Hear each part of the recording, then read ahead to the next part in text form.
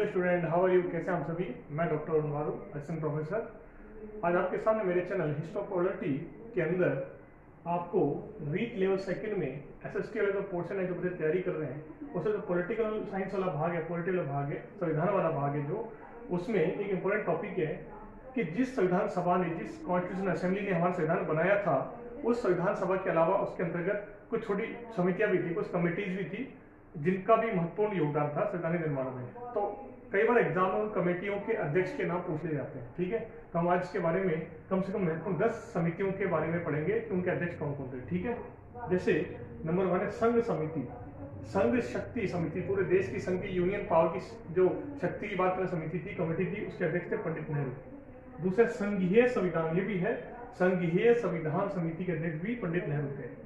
Third है प्रांतीय संविधान, यानी कि जो प्रांतीय जो संविधान है उसकी समिति के अध्यक्ष थे सरदार पटेल।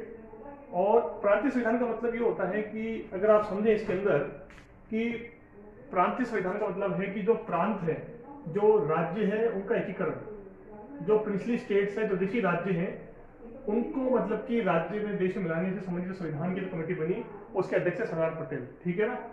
प्रारूप समिति, ड्राफ्टिंग कमेटी बहुत इंपॉर्टेंट है, वेरी मोस्ट है, एग्जाम में पूछा था कई बार। उसके अध्यक्ष डॉक्टर बी.आर. अम्बेडकर। ठीक है।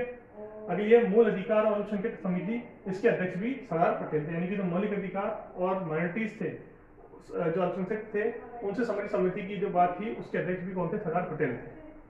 अगला है प्रक्रिया नियम, जो है जो संविधान में जो प्रक्रिया नियम जो समिति बनी थी संविधान सभा के अंदर, उसके अध्यक्ष थे डॉक्टर राजेंद्र प्रसाद।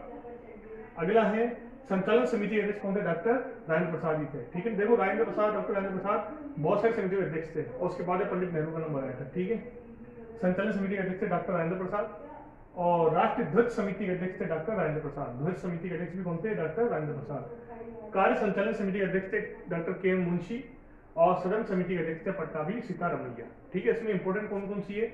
मूल अधिकार वाली, प्रारूप समिति वाली, संघ शक्ति वाली, और राष्ट्रीय ध्वज वाली। ठीक है, ये इंपॉर्टेंट है। राष्ट्रीय ध्वज इंपॉर्टेंट है, डॉक्टर राजेंद्र प्रसाद। प्रारूप समिति, ड्राफ्टिंग कमेटी, क्योंकि इस कमेटी के द्वारा ही, इसमें 7 मेंबर थे, इसमें 6 सदस्य थे, और डॉक्टर बी.आर. अम्बेडकर से अध्यक्ष थे। ठीक है, इस समिति ने ही संविधान का ड्राफ्ट तैयार किया था एक तरीके से। ये बेसिक समिति थी, जड़ थी, ये मतलब कि एक आधार स्तंभ थी संविधान सभा की। ठीक है, तो प्रारूप समिति के अध्यक्ष थे डॉक्टर बी.आर. अम्बेडकर। प्रांतीय संविधान या प्रांतों के एकीकरण की समिति थी, जो प्रांत संबंधी सॉल्यूशन थे समस्याओं के, उनकी समिति के अध्यक्ष थे सरदार पटेल, जो कि भारत के प्रथम गृह मंत्री भी थे, होम मिनिस्टर भी थे। और संघ शक्ति के अध्यक्ष थे, आपके संघ शक्ति समिति के अध्यक्ष थे पंडित नेहरू, और संघीय संविधान समिति के अध्यक्ष थे पंडित नेहरू, और कार्य संचालन समिति के अध्यक्ष थे के एम मुंशी, और सदन समिति के अध्यक्ष थे पट्टाभी सीतारमैया। ठीक है, और राष्ट्रीय ध्वज समिति के अध्यक्ष हैं आपके डॉक्टर राजेंद्र प्रसाद, और संचालन समिति के अध्यक्ष थे डॉक्टर राजेंद्र प्रसाद। अब प्रक्रिया नियम समिति के अध्यक्ष थे डॉक्टर राजेंद्र प्रसाद, और जो मौलिक अधिकार थे, फंडामेंटल राइट्स थे, और जो अल्पसंख्यक थे, उनसे उनके अधिकार संबंधित जो समिति थी, उसके अध्यक्ष भी थे सरदार पटेल। सरदार पटेल 2 के थे, अल्पसंख्यक और मौलिक अधिकार समिति के। राजेंद्र प्रसाद, डॉक्टर राजेंद्र प्रसाद 4 के थे, 3 के थे मुख्य रूप से प्रक्रिया नियम, संचालन समिति, राष्ट्रीय समिति, और स्वयं डॉक्टर राजेंद्र प्रसाद संविधान सभा के परमानेंट अध्यक्ष भी थे। मतलब आपको डॉक्टर राजेंद्र प्रसाद संविधान सभा के स्थायी अध्यक्ष भी थे। ठीक है, और पंडित नेहरू संघ शक्ति के और संघीय संविधान समिति के अध्यक्ष थे पंडित नेहरू। आई बात समझ में? अगर आपको वीडियो अच्छा लगा हो जरूर लाइक कीजिए, शेयर कीजिए, और चैनल को सब्सक्राइब कीजिए, क्योंकि इस चैनल पर मैं आपको और भी ज़्यादा नए वीडियो बना के प्रस्तुत करता रहूँगा। ठीक है स्टूडेंट, थैंक यू।